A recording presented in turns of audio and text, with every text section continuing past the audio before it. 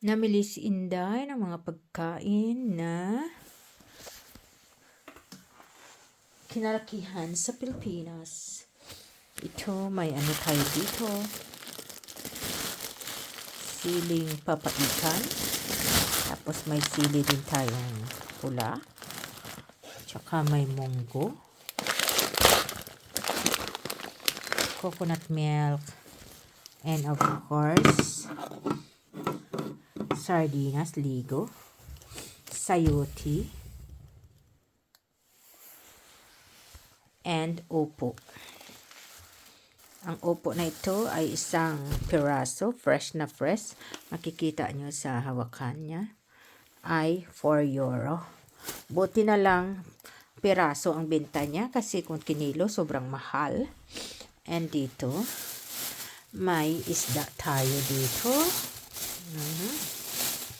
Alam nyo ba kung anong itong isda na ito na fresh from the farm? Salmonite, ang laki. Yan. Ang lalaki ng salmonite dito.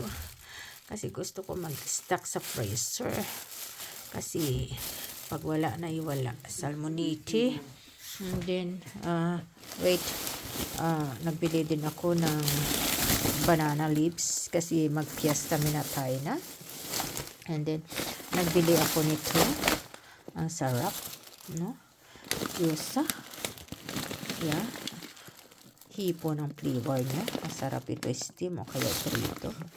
Tapos ito, lalong-lalo na, ito ang shumai. No? Shumai. Mag-steam tayo. At dami kong binili. Yan. Ilang piraso ito. At saka ito din. At saka, tingnan nyo mga lalabs. Diba?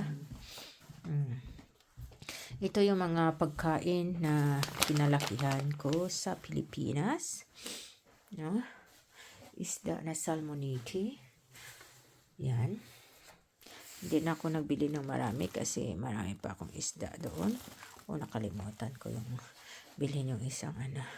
Ito siguro mag-ano tayo. Tawag sa amin butong, sa iba suman. Kasi mag-fiesta tayo na nagbili ako. Oh, naka-freezer lang yan. At saka yung pinakamaganda, tingnan nyo. Ang siling papaitan pang sinigang. At saka syempre, I like to eat spicy. Look. See? And sayote para sa tinulang manok. At gagawa ako ng tugay. Kaya bumili ako ng munggo.